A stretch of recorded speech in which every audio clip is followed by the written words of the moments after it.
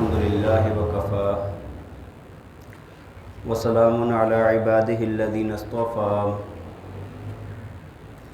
لا سيما على سيد الرسل وخاتم الأنبياء وعلى آله الذين سلكوا على طريق الهدى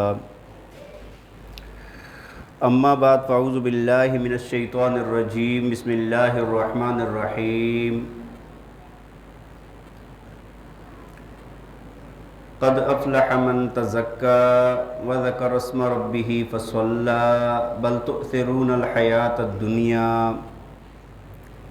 والآخرة خیر وابقى ان هذا لفی الصحف الاولى صحف ابراہیم وموسیٰ صدق اللہ العظیم وصدق رسولہ النبی الکریم ونحن علی ذلک لمن الشاہدین والشاکرین والحمد للہ رب العالمین یا رب صل وسلم دائما ابدا علی حبیبک خیر الخلق کلہم هو الحبیب الذی ترجى شفاعته لکل حول من الاحوال مقتحم رب اشرح لی صدری ویسر لی امری واحلل عقدۃ من لسانی یفقہوا قولی رب زدنی علما رب زدنی عملا سبحانک لا علم لنا الا ما علمتنا انک انت العلیم الحکیم۔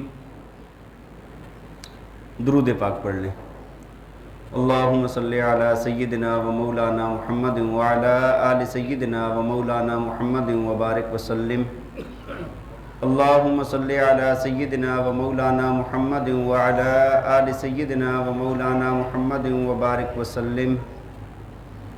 اللہم صلی علی سیدنا و مولانا محمد وعلی آل سیدنا و مولانا محمد وبارک وسلم۔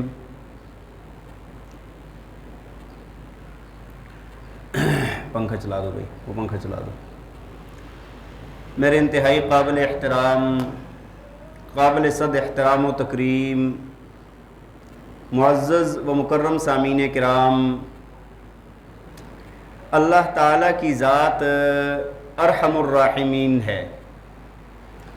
ارحم الراحمین اس ذات کو کہا جاتا ہے جو سب رحم کرنے والوں میں سے، سب شفقت کرنے والوں میں سے زیادہ شفقت کرنے والی اور رحم کرنے والی ذات ہو۔ دیکھیں ہمارے ساتھ ہمارے والدین کی اتنی شفقت اور مہربانی نہیں جتنی کہ اللہ تعالیٰ کی شفقت اور مہربانی ہمارے ساتھ ہے۔ ہمارے ساتھ ہمارے یار دوستوں کی اتنی محبت اور مہربانی نہیں جتنی اللہ تعالیٰ کی ہم سے محبت اور مہربانی ہے۔ ہمارے ساتھ ہماری اولاد اور عزیز و اقربا کی اتنی شفقت اور محبت نہیں جتنی رب العالمین کی ہے۔ اسی وجہ سے اللہ کی ذات کو ارحم الراحمین کہا جاتا ہے کہ تمام رحم کرنے والوں میں سے زیادہ رحم کرنے والی ذات۔ دیکھیں اگر انسان غور کرے اور اس بات کو سوچے تو کائنات میں جتنے بھی رشتے ہیں ان سب کی جو مہربانی ہے، شفقت ہے، ہمارے ساتھ محبت ہے، وہ کسی نہ کسی غرض پر مبنی ہے۔ کوئی ایک رشتہ بھی آپ کو ایسا نظر نہیں آئے گا کہ جو بغیر غرض کے ہمارے ساتھ شفقت اور مہربانی والا معاملہ کرے، سوائے اللہ کی ذات کے کہ اللہ کی ذات ایسی واحد ذات ہے کہ جس کی شفقت اور مہربانی بے لوث اور بے غرض ہے۔ دیکھیں اگر ایک حکمران ہے وہ اپنی رعایا کے ساتھ شفقت اور مہربانی والا معاملہ کرتا ہے تو اس کی وجہ یہ ہوتی ہے کہ رعایا کے درست رہنے پر اس کی حکومت قائم ہے۔ اگر رعایا بگڑ جائے اور اس کی حکومت کو ختم ہونا پڑے گا، اس کی بادشاہت ختم ہوگی۔ اسی طرح اگر کوئی ڈاکٹر ہے، کوئی حکیم ہے، اگر وہ مریض کے ساتھ شفقت اور مہربانی والا معاملہ کرتا ہے تو پہلی بات تو یہ ہے کہ اس نے اس سے کمائی کرنی ہے، اس کی یہ غرض ہے، اور اگر وہ پیسے نہیں لیتا تو اس کو شہرت مطلوب ہوگی، اور اگر صرف اور صرف وہ اللہ کی ذات کے لیے کرتا ہے تو تب بھی اس کو ثواب مطلوب ہوتا ہے، ایسے نہیں ہے کہ وہ بے غرض ہے۔ اسی طرح اگر آپ دیکھیں گے والدین جو اولاد کے ساتھ شفقت اور مہربانی کرتے ہیں تو آپ کو نظر آئے گا کہ یار یہ تو بے لوث ہوتی ہے نا، یہاں پر والدین کی کیا غرض ہو سکتی ہے، کیا وجہ ہو سکتی ہے ایسی؟ والدین کو تو محبت فطری طور پر ہوتی ہے، تو بھائی اگر آپ تھوڑی سی غور کریں اور توجہ کریں، فکر کریں، تو آپ کو یہ محبت بھی بے لوث نظر نہیں آئے گی، اس کے اندر بھی غرض ہوتی ہے۔ اللہ تعالیٰ نے والدین کے دل میں اولاد کے لیے محبت کے ایسے جذبات رکھ دیے ہیں، اگر وہ محبت نہ کریں تو ان کے دل کو تسکین نہیں ملتی۔ والدین اولاد سے جو محبت کرتے ہیں یہ ان کی مجبوری بن جاتی ہے۔ تو اب والدین کی محبت بھی اپنے جذبات کو تسکین دینے کے لیے ہوتی ہے، اپنے دل کے سکون کے لیے ہوتی ہے۔ تو میں آپ کو یہ عرض کر رہا تھا کہ جتنی بھی محبتیں ہیں ساری کی ساری کسی نہ کسی غرض پر مبنی ہیں، لیکن رب العالمین کی محبت ایسی نہیں ہے کہ بھائی نہ وہ حکیموں اور ڈاکٹروں کی طرح محبت ہے کہ وہاں سے پیسے لینے ہیں یا شہرت لینی ہے یا کوئی ثواب لینا ہے۔ اللہ کی ذات ان چیزوں سے پاک ہے۔ پھر اللہ کی ذات ایسی بھی نہیں ہے کہ والدین کی طرح اللہ کی ذات میں ایسے جذبات ہیں جن کو تسکین نہیں مل رہی، محبت کر کے تسکین ملے گی۔ اور اللہ کی ذات ایسی بھی نہیں ہے کہ اس کی بادشاہت کو کوئی خطرہ ہو کہ عوام بگڑ جائے گی۔ وہ احکم الحاکمین ہے، غنی ذات ہے، پاک ذات ہے، اس کو کوئی پرواہ نہیں ہے، لیکن اس کے باوجود بھی وہ محبت کر رہا ہے، تو اس کو کہتے ہیں بے لوث محبت۔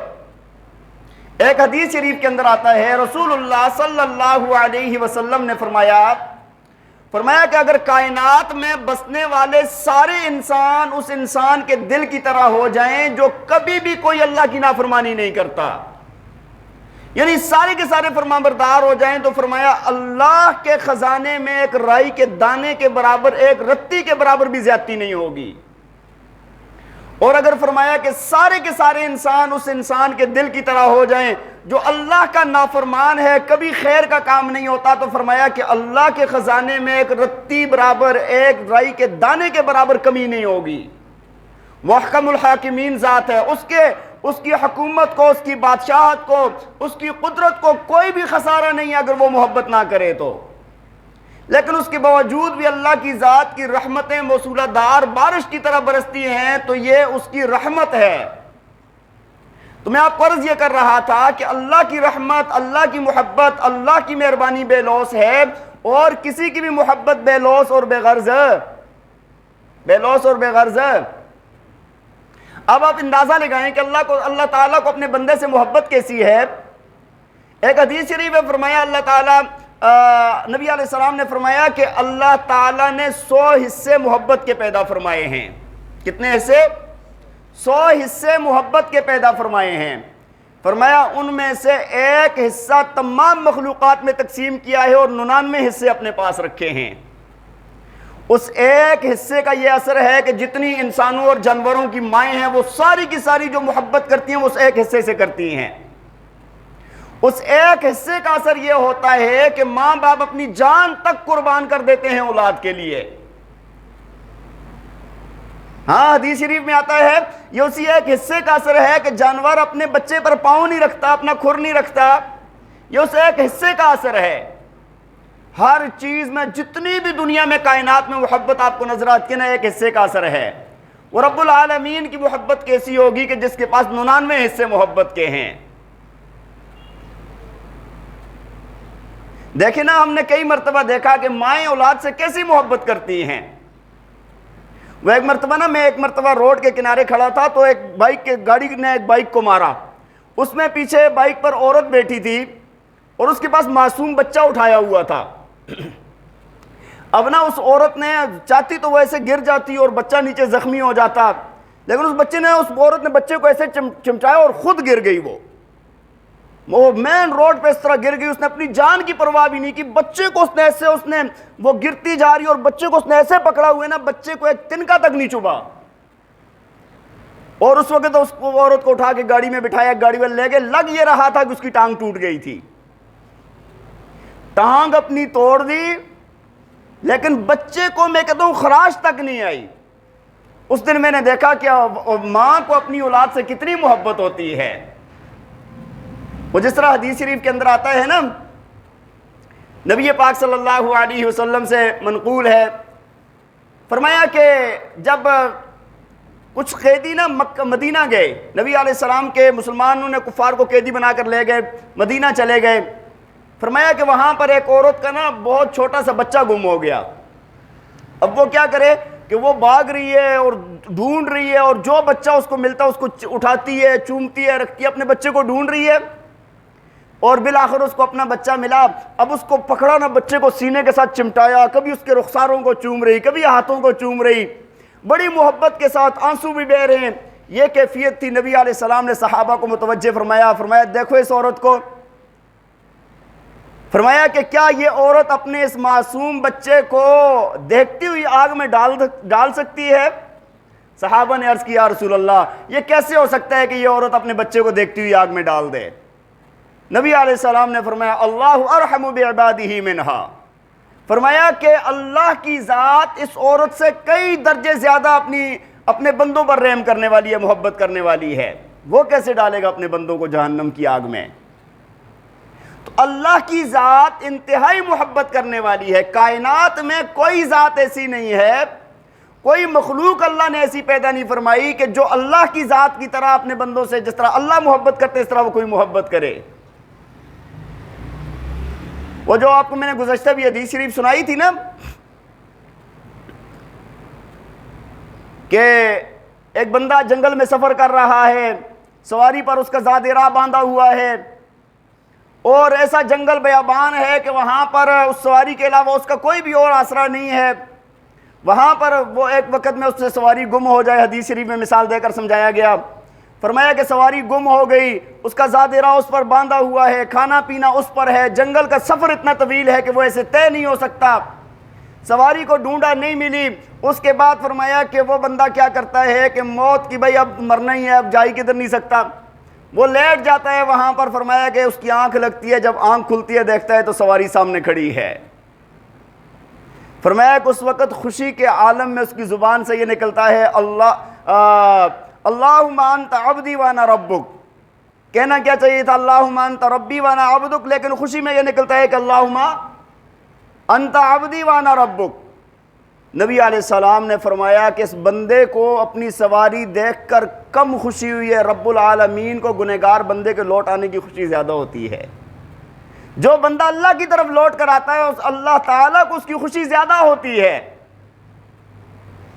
دیکھیں نا، ہماری کوئی بھی اولاد ہے، ہمارا کوئی بھی عزیز ہے، ہمارا کوئی بھی پیارا ہے، اگر وہ کسی نقصان سے بچ جاتا ہے تو ہم اس کے لیے بڑے خوش ہوتے ہیں نا۔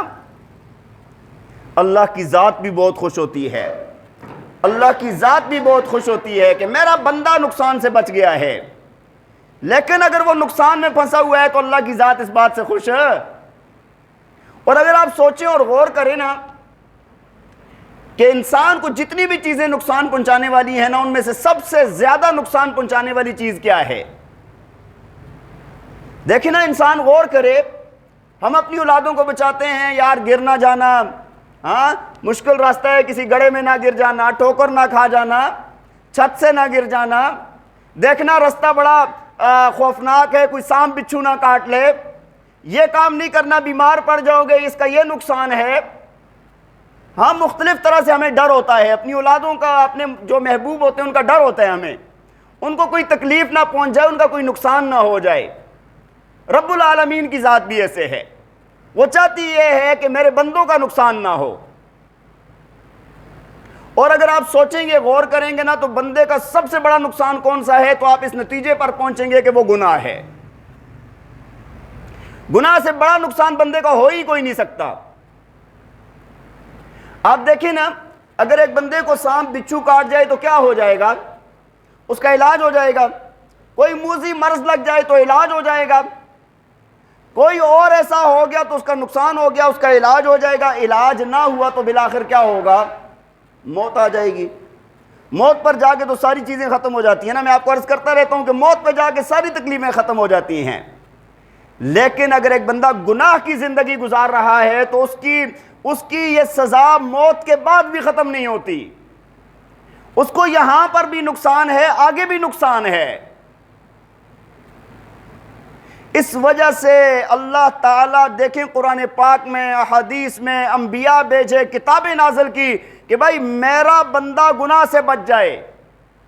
وہ بھائی موت کو تو کوئی نہیں روک سکتا نا، موت کو کوئی روک سکتا ہے؟ موت آنی ہے بھائی، کبھی کسی چیز سے بھی آ سکتی ہے۔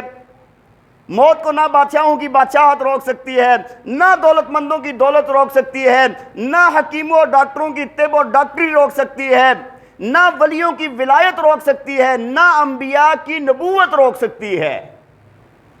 اگر ایسے ہوتا تو آج 1,24,000 انبیاء دنیا میں موجود ہوتے، اور نبی علیہ السلام کے وصال پر صدیق اکبر رضی اللہ تعالیٰ عنہ کو یہ نہ فرمانا پڑتا ما کان یعبد محمدا فإن محمدا قد مات، اور بی بی فاطمہ رضی اللہ تعالیٰ عنہ کو یہ نہ کہنا پڑتا افسوس میں صبت علی مصائب لو انہا صبت علی الایام سرنا لیالیا، جو مصائب میرے اوپر آئے ہیں نبی علیہ السلام کی جدائی میں، فرمانے لگی کہ اگر یہ دنوں پر آتے تو وہ رات بن جاتے، دن کے روشنی اندھیرے میں تبدیل ہو جاتی۔ تو بھائی موت آنی ہے، لیکن بڑا نقصان کیا ہے؟ اگر انسان گناہوں سے بچ کر نہیں گیا تو اس کا بہت بڑا نقصان ہو جائے گا۔ اب دیکھیں گناہوں کے نقصان جیسے میں آپ کو عرض کرتا رہتا ہوں، دنیا میں بھی ہیں آخرت میں بھی ہیں، دنیا میں بھی ہیں آخرت میں بھی ہیں۔ آخرت کے نقصان بہت زیادہ ہیں، لیکن ہمیں ان کی اتنی پرواہ نہیں ہوتی، کیونکہ وہ بھائی نگد کام نہیں ہے نا، وہ آنکھوں سے چھپا ہے، غیب پر علم رکھنا ہے آپ نے، ہاں غیب کی بات ہے، ابھی نظر نہیں آ رہا، فوراً سودا نہیں ہے۔ دنیا میں جو ہو رہا ہے نا وہ فوراً ہے، یہاں کا نفع نقصان ہمیں بڑا جلدی نظر آتا ہے۔ تو یہ جو گناہ ہوتے ہیں نا یہ دنیا میں بھی نقصان کرتے ہیں، اللہ کی ذات یہ چاہتی ہے کہ اس بندے کا نقصان نہ ہو۔ دنیا کا سب سے پہلا نقصان گناہوں کا یہ ہوتا ہے کہ بندے کی معیشت تنگ ہو جاتی ہے، بندے کی روزی رزق تنگ ہو جاتا ہے گناہوں کی وجہ سے۔ بات سمجھ آ رہی ہے کہ نہیں؟ اور جو اللہ کی نافرمانی کو چھوڑ دیتا ہے رب تعالیٰ اس کو رزق کی فراوانیاں عطا فرماتے ہیں۔ دیکھیں نا دن رات ہم جس چکر میں پڑے ہوئے ہیں نا وہ روزی کے لیے ہے نا، اور اکثر گناہ بھی بلکہ روزی کی کمائی کے لیے کیے جاتے ہیں، روزی حاصل کرنے کے لیے۔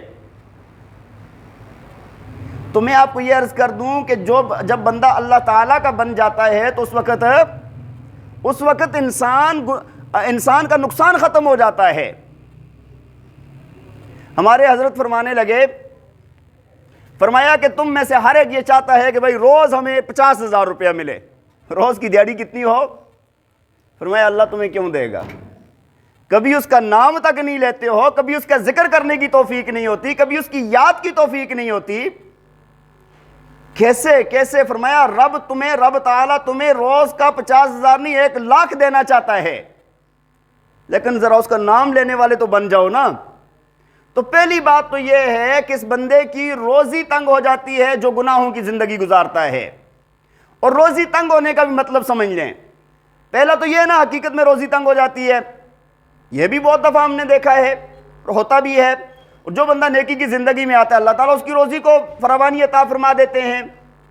اور دوسری چیز یہ ہے کہ روزی کا مطلب آپ کے ذہن میں ایک بات آئی ہوگی کہ بہت بڑے بڑے شرابی، کبابی، ڈاکو، چور، ان کو ہم دیکھتے ہیں بڑی عیاشی کی زندگی گزارتے ہیں، وہ بڑے بڑے بزرگ جو ہے نا قسم پرسی کی زندگی گزارتے ہیں۔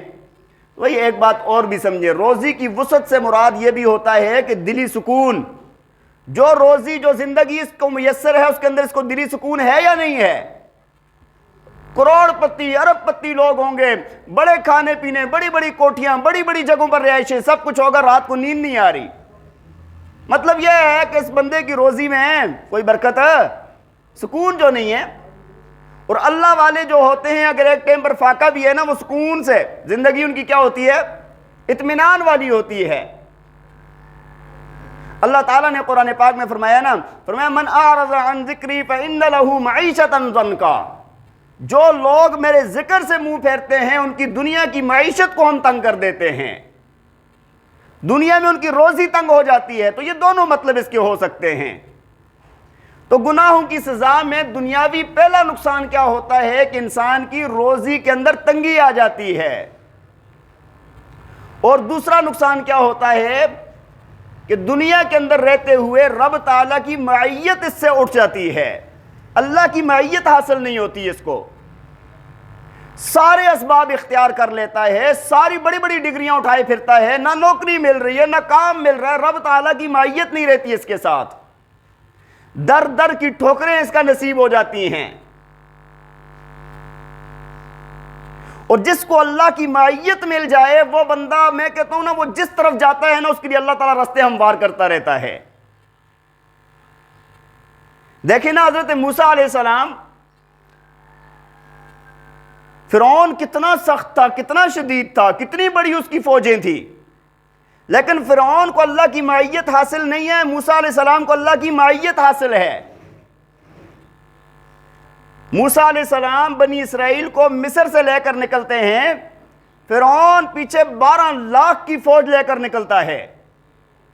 بحر قلزم پر پہنچ جاتے ہیں, وہاں پر دیکھتے ہیں آگے دریا جو ہے نا موجیں اور ٹھاٹھے مارتا ہوا دریا ہے. پیچھے جب قوم والوں نے دیکھا تو پیچھے فرعون کا لشکر لاکھوں کی تعداد میں. اس وقت موسیٰ علیہ السلام کی قوم نے کہا, بنی اسرائیل والوں نے کہا, اِنَّا لَمُدْرَكُونَ, اے موسیٰ آج تو ہم مارے گئے, پکڑے گئے. بس آگے دریا کی موجیں ہیں, پیچھے فرعون کی فوجیں ہیں, جائیں گے کدھر؟ موسیٰ علیہ السلام نے بڑے اطمینان سے ایک لفظ فرمایا, ایک جملہ فرمایا, کَلَّا, ہرگز ایسا نہیں ہو سکتا. اِنَّ مَعِيَ رَبِّي سَيَهْدِينِ, مجھے میرے رب کی معیت حاصل ہے, وہ میرا ساتھ دے گی. میرا رب میرے ساتھ ہے, وہ مجھے رستہ دکھائے گا. ایسے ہی ہوا. پھر آپ نے دیکھا, سنا, پڑھا, اللہ تعالیٰ نے بنی اسرائیل کو اسی دریا سے پار کیا. ان کے لیے دریا میں رستے اللہ نے بنا دیے, اور اسی فرعون اور اس کے لشکر کو اللہ تعالیٰ نے دریا کے درمیان میں غرق کیا ہے. نبی علیہ السلام کا دیکھیں آپ صلی اللہ علیہ وسلم جب ہجرت کر کے تشریف لے گئے, کیا عالم تھا. لوگوں نے پیچھے, ہاں جی, سینکڑوں کے حساب سے اونٹ انعام میں رکھے ہوئے ہیں, سارے پیچھے نکل پڑے, ہاں, اور مارنے کے در پہ ہیں, تکلیف پہنچانے کے در پہ ہیں.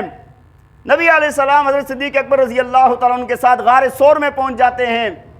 اچھا, دشمن ڈھونڈتے ڈھونڈتے نا غار کے اتنا سامنے آ جاتا ہے کہ ان کے پاؤں نظر آتے ہیں. اگر وہ تھوڑا سا جھک کر نیچے سے دیکھیں نا تو نبی علیہ السلام اور صدیق اکبر رضی اللہ تعالیٰ عنہ کو دیکھ لیں گے. صدیق اکبر رضی اللہ تعالیٰ عنہ کو ڈر پیدا ہوا نا کہ نبی علیہ السلام کو تکلیف نہ پہنچ جائے, تو اپنا اس ڈر کا اظہار کیا, یا رسول اللہ, خوف آیا, یا رسول اللہ دشمن سامنے آ گیا ہے, نیچے جھک کر دیکھے گا تو ہمیں دیکھ لے گا. نبی علیہ السلام نے کیا فرمایا تھا تب؟ صدیق لا تحزن ان اللہ معنا, اے صدیق ڈر نہ, خوف نہ کر, غم نہ کھا, اللہ ہمارے ساتھ ہے, اللہ کی معیت ہمیں حاصل ہے. تو میں آپ کو عرض یہ کر رہا تھا کہ جب انسان گناہ کرتا ہے تو دنیا کی زندگی میں رب تعالیٰ کی معیت اس سے دور ہو جاتی ہے, کوئی چیز اس کے کام نہیں آتی. اسی طرح پھر جب گناہ کرتا ہے بندہ, لوگ کہتے ہیں کچھ چیز کو کچھ سمجھتے ہی نہیں ہے, نماز بھی پڑھ رہے ہیں, ساتھ گناہ بھی کر رہے ہیں. جب بندہ گناہ کرتا ہے تو رب تعالیٰ عبادات کی نورانیت ختم فرما دیتے ہیں. اس بندے کو عبادت کی نورانیت نہیں ملتی, عبادت کر رہا ہے, نورانیت نہیں ملتی. دیکھیں نا, ایک بندہ نماز بھی پڑھے, روزہ بھی رکھے, حج بھی کرے, ساتھ لوگوں پر ظلم بھی کرے, ساتھ یہ کیا کرتا ہے کہ چوریاں ڈکیتیاں بھی کرتا ہے, ساتھ یہ بندہ چغلی غیبت بھی کرتا ہے, ساتھ یہ بندہ بڑے بڑے گناہوں میں ملوث ہے.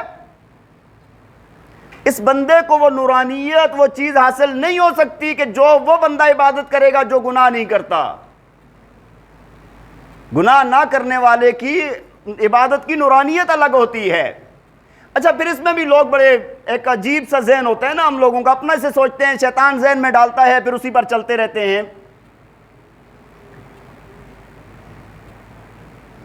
اچھا, کچھ لوگ ایسے ہوتے ہیں جو کہتے ہیں یار گناہ کرو تو بس کچھ بھی نہیں ہوتا, گناہ اپنی جگہ پر, نیکی اپنی جگہ پر, دونوں چلائی جاؤ. ایسے لوگ بھی ہمیں نظر آتے ہیں. کچھ لوگ ایسے ہوتے ہیں کہ بس گناہ کیا تو نیکی کا کوئی فائدہ نہیں ہے، گناہ کیا تو نیکی کا، اچھا پھر وہ گناہ کو تو چھوڑتے نہیں ہیں، نیکی کو چھوڑ دیتے ہیں۔ گناہ کو تو چھوڑنا نہیں ہوتا، کس کو چھوڑ دیتے ہیں؟ نیکی کی زندگی کو چھوڑ دیتے ہیں۔ تو بھائی یہ بات یاد رکھیں کہ اس بات کو، یہ دونوں حضرات افراط اور تفریط کا شکار ہیں، دونوں کی بات درست نہیں ہے۔ جو کہتے ہیں گناہ نقصان ہی کوئی نہیں پہنچاتا، یہ بھی غلط کہہ رہے ہیں۔ جو کہتے ہیں کہ گناہ بالکل نیکی کو ختم کر رہے ہیں، یہ بھی غلط کہہ رہے ہیں۔ ہاں صرف دو گناہ ایسے ہیں کہ جو تمام نیکیوں کو برباد کر دیتے ہیں، کوئی نیکی انسان کے پلے باقی نہیں بچتی۔ دو گناہ ایسے ہیں ان میں انسان کے پاس کوئی نیکی باقی نہیں بچتی۔ ایک وہ بندہ کہ جو کلمہ کفر زبان سے کہہ دیتا ہے، اس کے پلے کوئی نیکی نہیں بچتی، بس اس کی نیکیاں ساری زندگی کی برباد، نمازیں، روزے، حج، زکوٰۃ، ساری نیکیاں ایک لمحے کے اندر برباد ہو جاتی ہیں۔ اولئک الذین کفروا بآیات ربہم ولقائہ فحبطت اعمالہم فلا نقیم لہم یوم القیامۃ وزنا۔ اس کے اعمال ختم۔ اس پر بھی ہمیں غور کرنا چاہیے۔ آج ہمارے میں مسلمان نوجوانوں کو دیکھتا ہوں، دین کی اتنی سمجھ نہیں ہے، ہر وقت زبان سے کوئی نہ کوئی کلمہ کفر نکالتے ہیں۔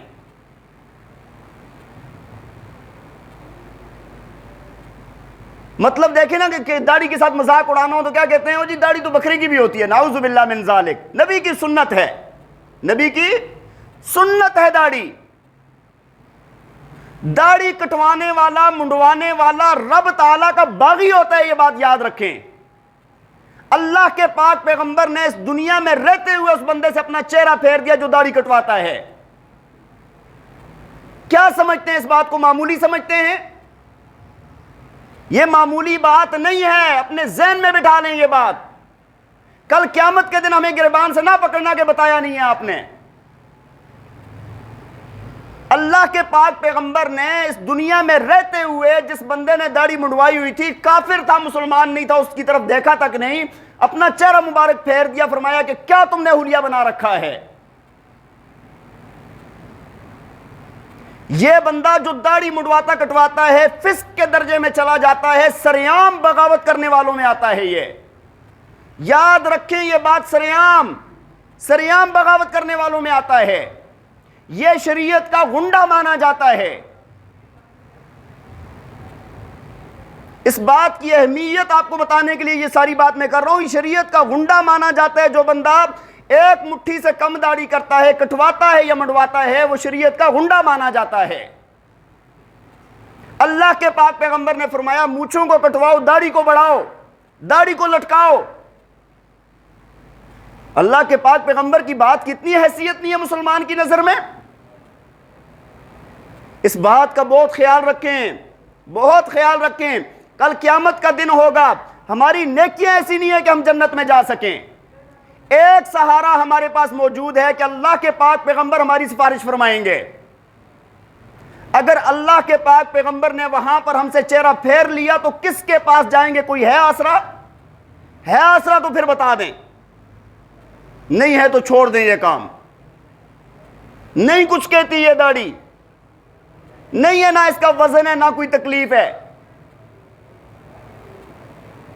تو بہرحال میں بات یہ عرض کر رہا تھا کہ یہ کلمہ کفر ہوتا ہے جو اس کے ساتھ مذاق اڑاتے ہیں۔ منڈوانا کٹوانا گناہ کبیرہ ہے، گناہ کبیرہ ہے، اور اس کے ساتھ مذاق اڑانا کفر ہے۔ عورتوں میں عام طور پہ عادت ہوتی ہے کہ یہ دین کی باتوں کے ساتھ وہ جی اس کی سکھوں کی طرح داڑھی، نعوذ باللہ۔ میں نے خود اپنے کانوں سے سنا لوگوں کی زبان سے، ہاں نماز تو اٹھک بیٹھک کا نام ہے جی، نعوذ باللہ، روزے وہ رکھے جس کو کھانا نہ ملتا ہو۔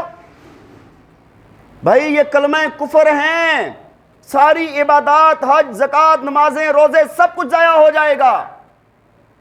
اور دوسرا گناہ جو تمام نیکیوں کو برباد کر دیتا ہے وہ نبی علیہ السلام کی گستاخی ہے۔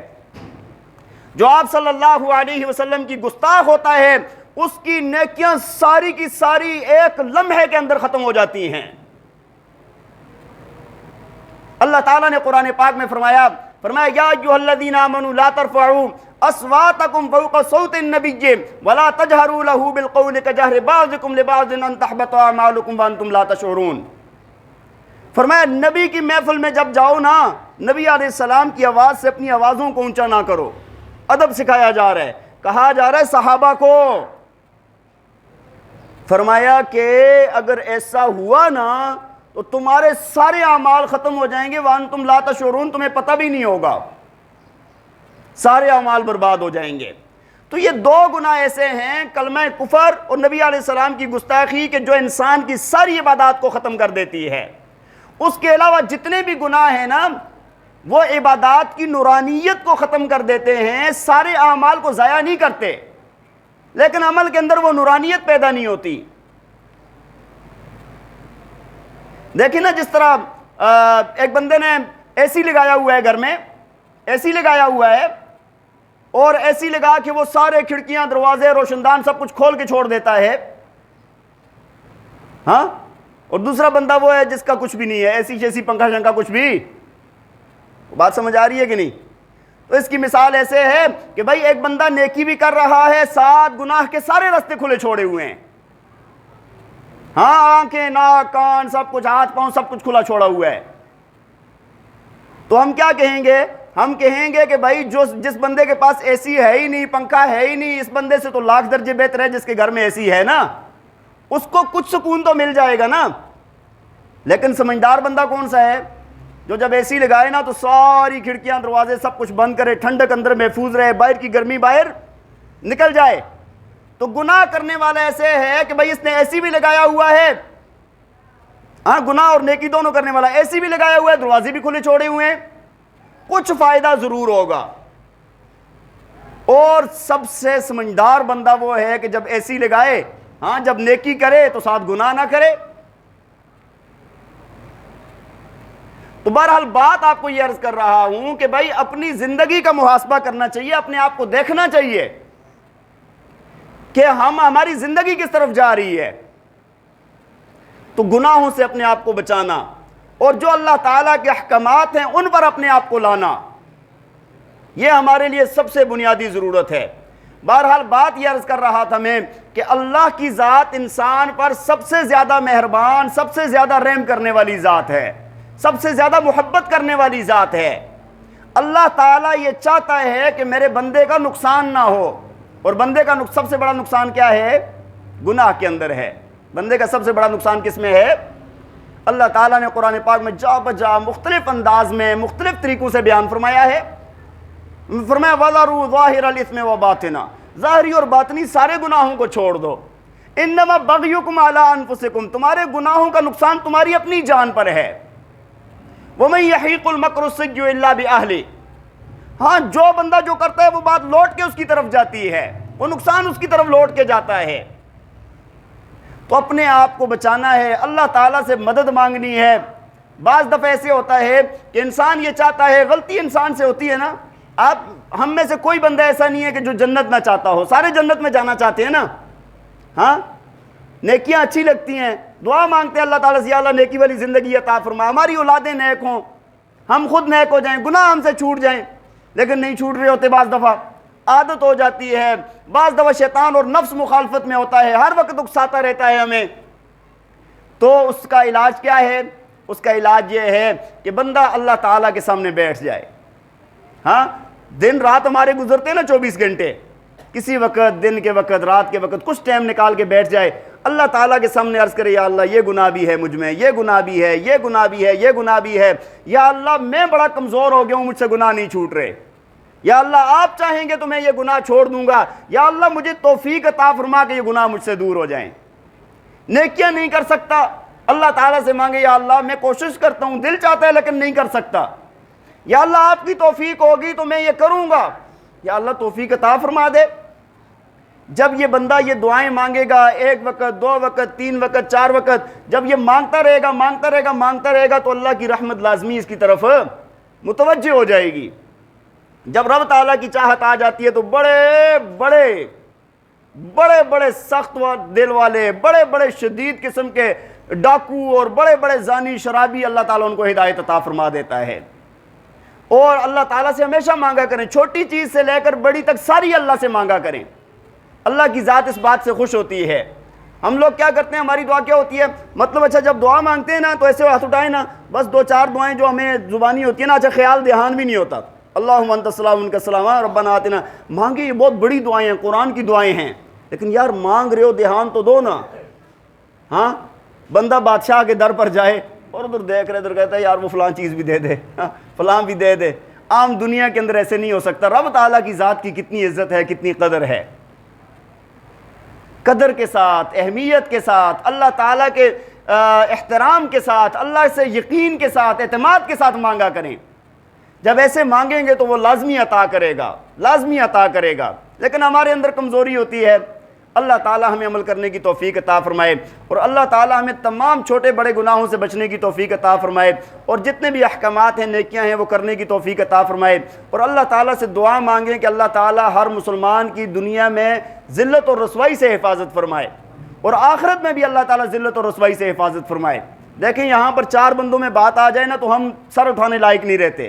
جب آدم علیہ السلام سے لے کر آخری نبی کے آخری امتی تک سارے لوگ موجود ہوں گے, وہاں پر جب اٹھایا جائے گا یہ بھی کیا تو نے, یہ بھی کیا, وہاں پر بیٹی بھی موجود ہوگی, بیٹا بھی موجود ہوگا, بیوی بھی موجود ہوگی, ماں بھی موجود ہوگی, باپ بھی موجود ہوگا, چچا اور بھتیجا بھی موجود ہوگا, رشتہ دار اور یار بھی موجود ہوں گے. وہاں پر کیا حالت ہوگی؟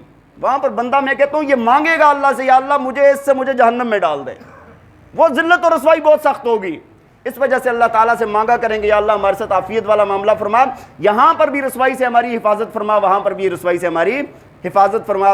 وآخر دعوانا ان الحمد للہ رب العالمین. اذان کے بعد سنتیں ادا فرما.